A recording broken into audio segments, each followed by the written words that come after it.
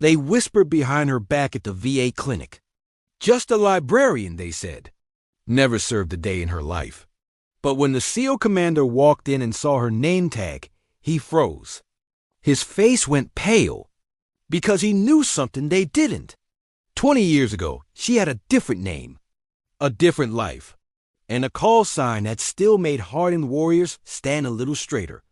What city are you watching from today? If this story resonated with you, hit subscribe and follow for more stories about extraordinary people. I'm here to share stories that heal the soul.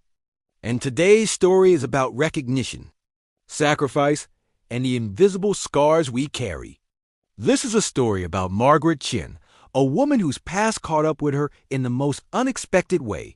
Margaret had worked at the Denver VA Medical Center Library for 12 years.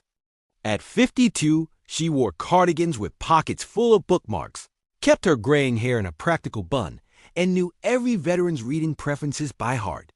To most people, she was exactly what her name tag said, Margaret Chen, librarian. The younger VA staff often wondered why she was so good with the veterans, why the gruff Marines softened around her, why the Army Rangers always asked for book recommendations specifically from her, why men with PTSD seemed calmer in her presence. She's just good with people, they'd say. Sweet lady. Never even served, but she gets it somehow. On a cold Tuesday morning in November, Margaret was reshelving books in the military history section when she heard boots on the tile floor. Not the shuffle of a retiree, but the purposeful stride of someone still in the game. She turned to see a man in his late 40s, fit and alert, with the kind of posture that screamed special operations. His eyes swept the room with tactical precision before landing on her. "Can I help you find something?" Margaret asked, her voice gentle and practiced. The man approached, and she noticed the small seal trident pin on his jacket. "I'm looking for books on Iraq War veterans' experiences. My guys are struggling, and I want to understand what they're going through after they leave the teams." "Of course," Margaret said, moving toward a specific shelf. "I have several good ones. The Last Punisher by Kevin Lodge, No Easy Day by Mark Owen, though that one's more operational. For the emotional journey, I'd recommend Warrior's Heart and The Last Platoon." The commander studied her with interest. "You know your stuff." "I read a lot," she said simply, pulling books from the shelf. "And I listen." As she handed him the stack, his eyes fell on her name tag. Margaret Chen got his face change. The color drained from his cheeks. The books nearly slipped from his hands. "Chen," he whispered. "Margaret Chen." She met his eyes, and something passed between them. A recognition, a shared language that needed no words. "What was your call sign?" he asked quietly. The question hung in the air. Around them, veterans browsed shelves, oblivious. The young VA coordinator typed at her desk. Life continued, ordinary and unknowing. Margaret's hand went unconsciously to her left shoulder, where beneath the cardigan, beneath the soft civilian fabric, a scar traced a line from a piece of shrapnel that should have killed her. "Phoenix," she said quietly. "Captain Margaret Chen, combat medic, 75th Ranger Regiment, then attached to JSOC, Iraq and Afghanistan." The commander's eyes widened. "Phoenix. Holy God, you're Phoenix." His voice cracked with emotion. "Ma'am, I was a junior officer in Ramadi, 2006. My team got hit. I'd followed by ambush. We had 3 critical. We called for medevac, but you came instead. Do you remember?" Margaret's eyes glistened, but her voice remained steady. "I remember a lot of young men who needed help." "You ran through enemy fire," he continued, his own voice breaking. "Twice. The LZ was too hot for the bird to land. You stabilized all 3 of us under fire, then coordinated the extraction. They gave you the Silver Star for that day. One of 3 you earned." The young VA coordinator glanced over, confused by the intensity of the conversation. "You saved my life," the commander said. "And you probably don't remember because you saved so many. But I never forgot. None of us did. Phoenix, we talked about you for years. The medic who wouldn't quit, who ran toward the fire when everyone else took cover. Margaret's composure cracked, just slightly. I did my job. No, ma'am. You did everyone's job.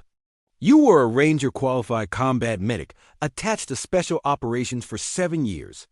You have more time in combat zones than half the people in this building combined. And they call you just a librarian. She smiled, a sad, knowing smile. I am just a librarian now. That woman, Phoenix, she stayed overseas. I brought home what I could, and I left the rest behind. Why here? He asked. Why the library?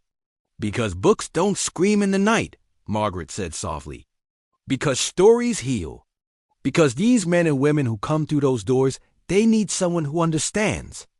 They don't need Phoenix. They need Margaret. Someone who's been there but found peace on the other side. The commander's eyes were wet now. Do they know? Any of them? A few of the older ones figured it out. The way I move. Things I know. But I don't advertise it. That's not why I'm here. He straightened, and suddenly he stood at attention. Right there in the library, a SEAL commander came to attention for a librarian in a cardigan. Captain Chen, he said formally. It is an honor.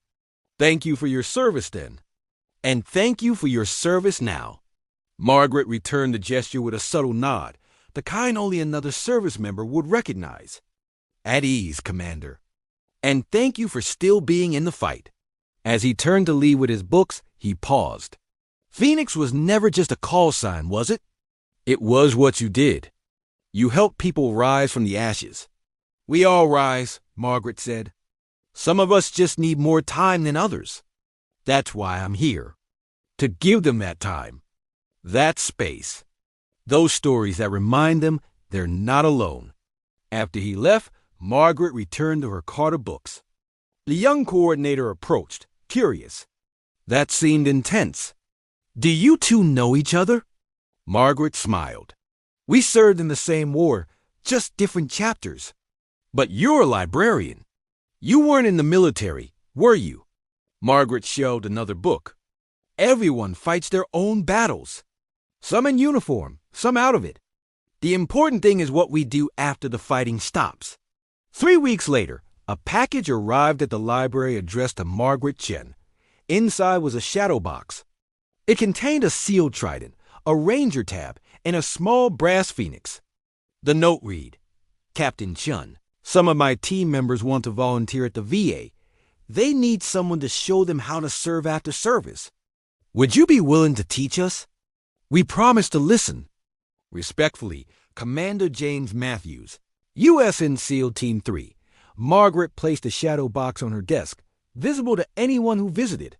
The questions started coming. The stories started flowing. And slowly, the woman they called just a librarian became Margaret, veteran, healer, and bridge between the warrior and the peace they sought. Because sometimes the greatest heroes are the ones who choose quiet service over recognition, who trade their call signs for cardigans, who know that true strength isn't about running toward fire, but about lighting candles in the darkness for others to find their way home. If this story touched your soul, give it a thumbs up. Share it with someone who needs to remember that everyone has a story deeper than what we see on the surface. Subscribe to Soul Relief Stories for more narratives that heal, inspire, and remind us of our shared humanity. What's a time someone surprised you with their hidden strength? Share in the comments below.